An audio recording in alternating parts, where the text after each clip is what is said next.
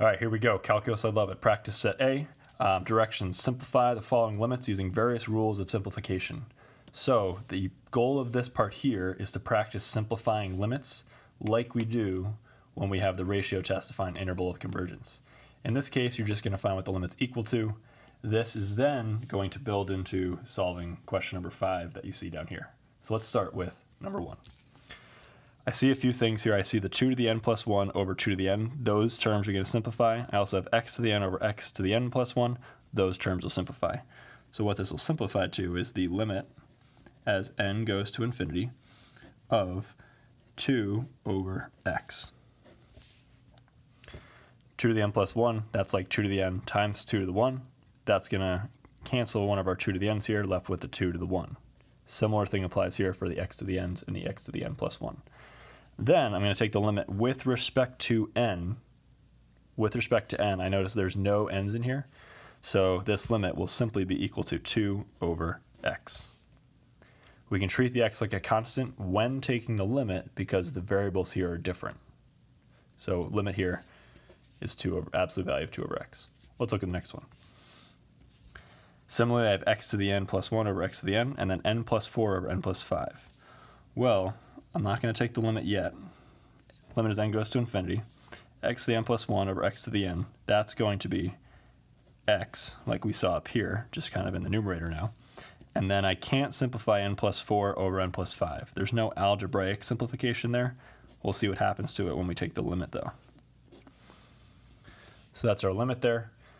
Then I'm going to take the limit with respect to n. So I'm just looking at these terms, treating the x like a constant. So n plus 4 over n plus 5, the limit of that is going to be 1. And so we're left with the limit equaling absolute value of x. Notice how the limit is gone because I used the limit here. I applied that to make this 1. These don't cancel to be 1. The limit of n plus 4 over n plus 5 equals 1, so the limit then equals absolute value of x. Let's look at 3. 3, I have something similar here, just with a different base. And then I have some factorials here. Those factorials are going to require some trickery, but let's handle those common bases first. So limit as n goes to infinity, absolute value of x plus 2, like this. And then let's write out those factorials so we can see how to handle them. 2n plus 2 factorial.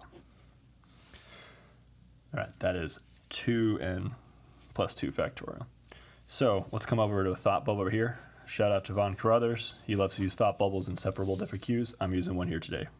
So 2n factorial equals 2n times 2n minus 1 times 2n minus 2, and that we keep going. 2n plus 2 equals 2n plus 2 times 2n plus 1 times 2n, and then it's going to et cetera, et cetera. If I put these over each other in a fraction like we see here, the 2n's would cancel and everything below that would also cancel. So we're left with this part here, our limit. Mind you, we're just simplifying here. We haven't taken the limit yet, so I still need the limit there. N goes to infinity of absolute value, x plus 2 times 1 over 2n plus 2 times 2n plus 1.